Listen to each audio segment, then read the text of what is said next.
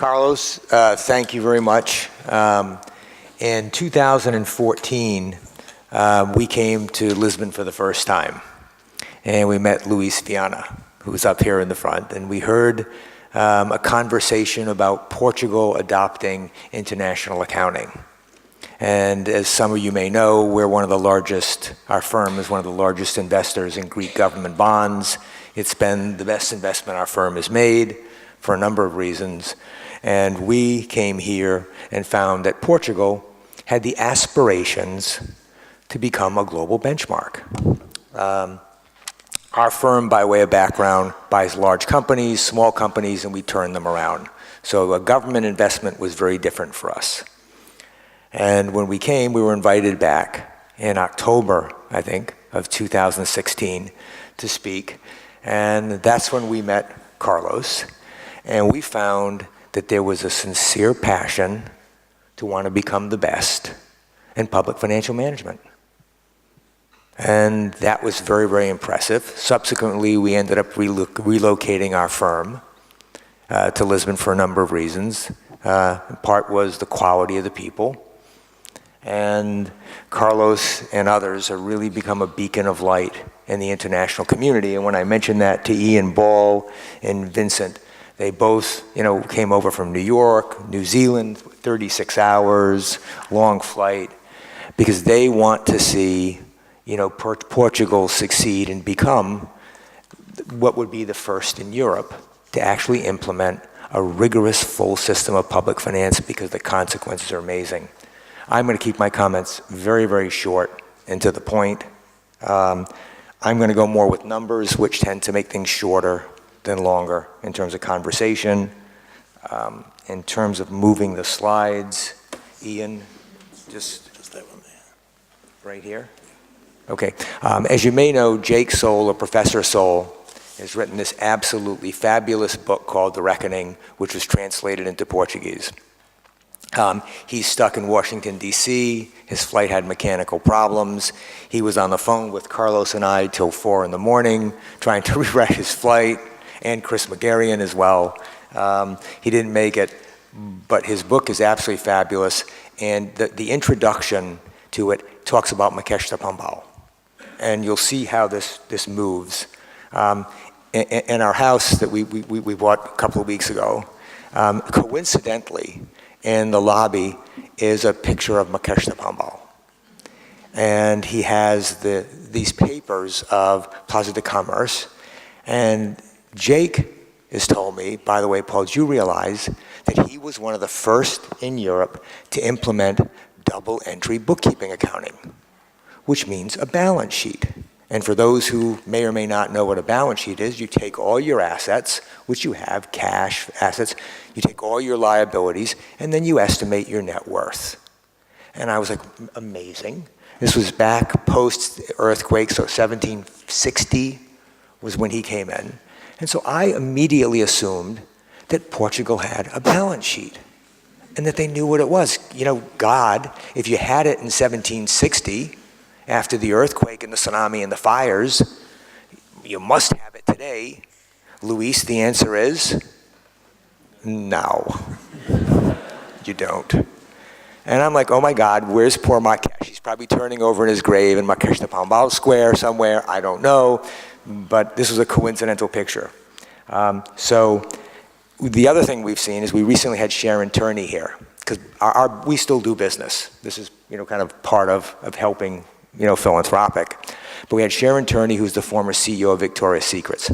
And our firm in DK Retail and its founder sponsored her to come to Lisbon.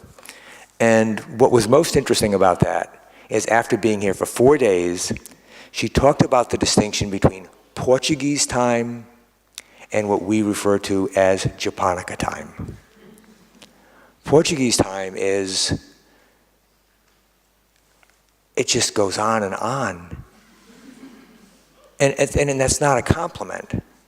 I mean, it can be romantic, it's nice, it's Southern European, we like being slow. But what Sharon talked about to Danielle O'Mara and myself and the audience was that the world's accelerating and it's getting faster and faster and faster and faster. And this romantic notion of going slower, it doesn't fit in the modern world. I mean, it just doesn't fit anymore. And it is romantic, and it's very pretty, and you can, but no, apps on your phone, mobile implications, government's responsiveness and service, Ian, using mobile apps to satisfy its customers. Balance sheets are important, but what Sharon talked about and others is, if you're gonna do the return, if you're gonna implement this, time is a function of what you're gonna implement. Yes, if the desire's there, and I'm just gonna talk about numbers, it's gotta be done. You're not the first one to have done it. Ian has done it, a small company. I mean, use their models, move it. Time is a factor. You will get the benefit from the rating agencies. It will help you withstand attack. You're a reasonably small country. The hedge funds would love to attack your bonds. You're small, you're not Germany. This is absolutely essential to defend yourself in the media. So my numbers are the following. I think we all know what a net worth is. Take your assets, subtract your liabilities. It is a critical number to understand. What we've done as part of our work on Greece was to try to estimate what the net worth is of the Portuguese government, the government full wide. You've heard a lot of concepts. Here's some numbers, and you're going to be staggered by the size. This is why you do it. I think Ian's talked about that. Vincent's talked about that. Carlos has talked about it. The speakers before talked about it. I'm going to go to what do the numbers look like. All right, here's the sheet. This is our estimate with a fairly large team. Look at the numbers for a minute. Okay, this is the government. I hope you can see that up there. Try to keep it big. The ones I'd like to focus on would be if there's a pointer. Hold on. I'm not sure it works. Does it? Which, you don't know. Okay. 1 second. Nope. You just move forward. Okay. Oh, this is it? All right. That's good. All right. Look at this number right there. Total assets and total liabilities are $723 billion. 728 billion. You won't hear that number. The only number you're going to hear is debt. That's it. Because of this massively narrow focus on a single number, which can actually be miscalculated because it's not designed to reflect economic reality. 723 billion. Of that, the debt is only 29%. So just think about it. You're looking at your company, you're looking at your own financial statement, you're looking at your government, and everything is managed based on just 23% view of what's going on, which means you're ignoring 70% of everything else. Who would run their own finances? Who would run their company? Who would run their own life or their government, only focusing on 1/3 and ignoring 70? Marques de Pombal didn't. And we're a little advanced from that. And we can go through the different numbers, but look at it. Total assets, from what we estimate, 211 billion. Carlos, is it managed at all? No, it's not managed. It's not managed. There's no incentive. It's 211 billion. I mean, look at the magnitude. This is staggering. Non-financial assets, larger than your financial assets. Management, quantification, now, nothing.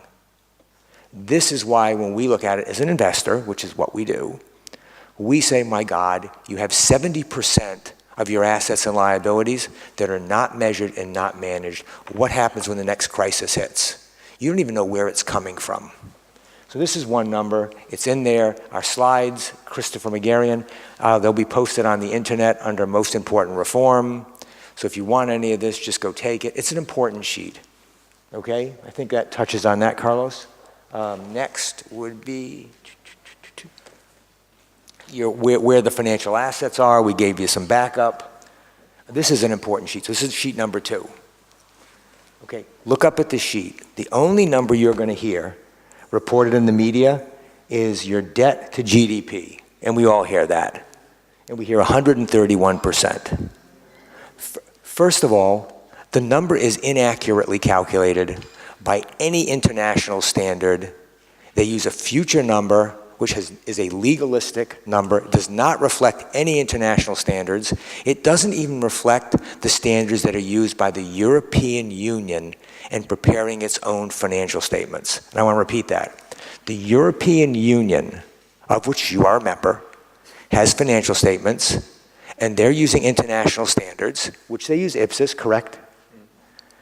You don't even report your number by their international standards. It's a legal document, and the number's wrong. It does not reflect economic reality. In fact, correctly calculated, it's only 119. So when you meet with your rating agencies, first of all, as Vincent talked about, you're using this Eurostat number that's meaningless. It's a meaningless number. You take the 131, instead of showing 119, and then you ignore, which is convention, is you take your financial assets out of that. And I'll make this very, very simple. If you went and bought a house, okay, and you went to the bank, say the house was $200,000. You put down $20,000 and you borrow $180, okay? If you only showed your debt, you just went bankrupt because you ignore the assets. What Portugal has done is when it borrows or has others, you've just shown the debt and you ignore the assets. So whether it was a car, a motorcycle, a house, all you're showing is the debt, and if you only look at the debt, you look insolvent, you look overburdened, and you ignore the fact that you still have the asset. Now, if you went and spent it on a vacation, then there is no asset. That's not what's happened here. So when you look at a fair number, the number is really, front one, the number is really 79%. And then you need to compare that across the row. But when you talk to the rating agencies, if you simply ignore your financial assets, you're making your picture look vastly, vastly worse than it is, and you're also ignoring the management of your financial assets.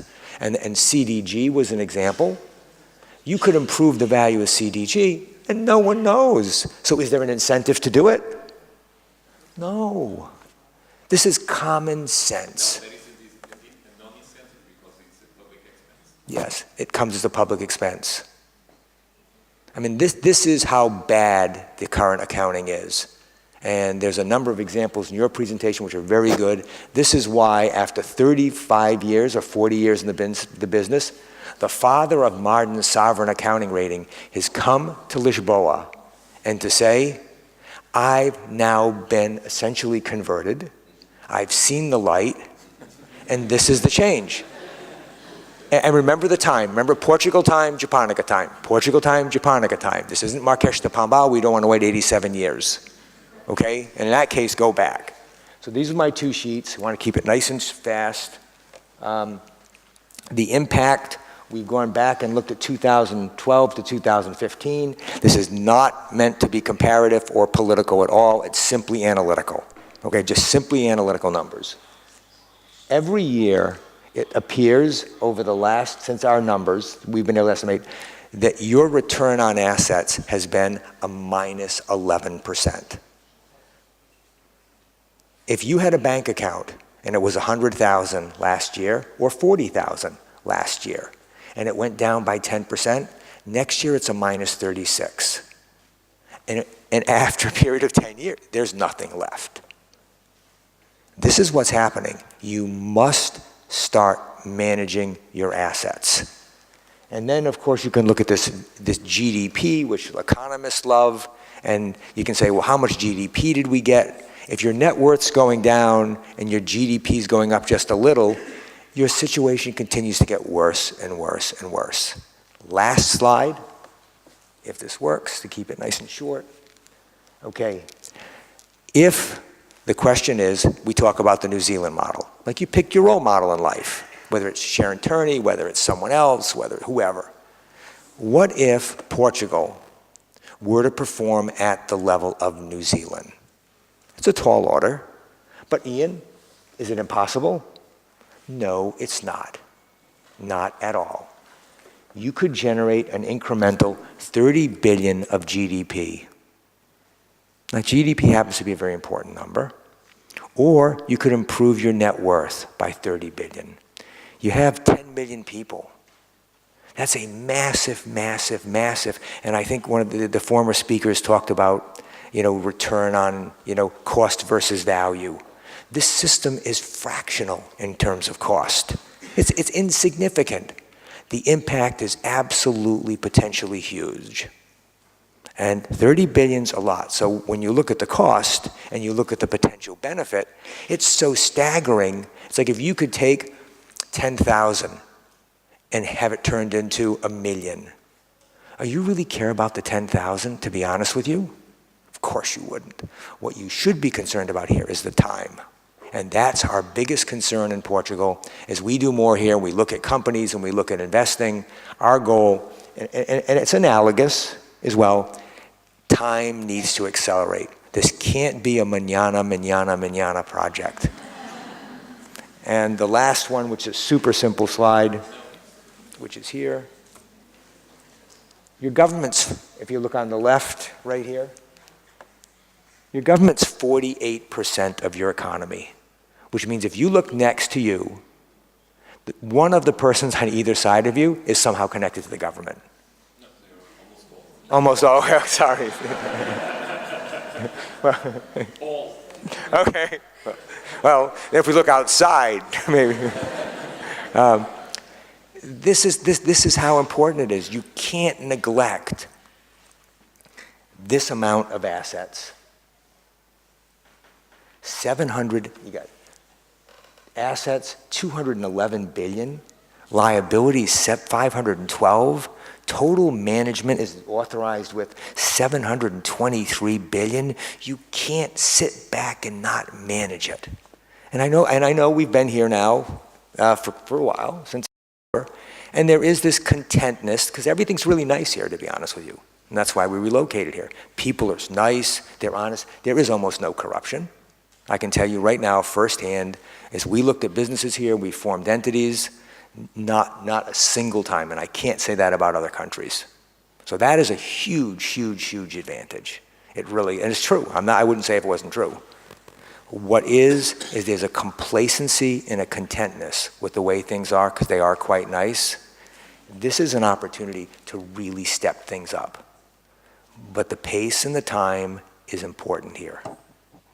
So that's what, Carl, is that okay? Fantastic. Okay, thanks. Okay.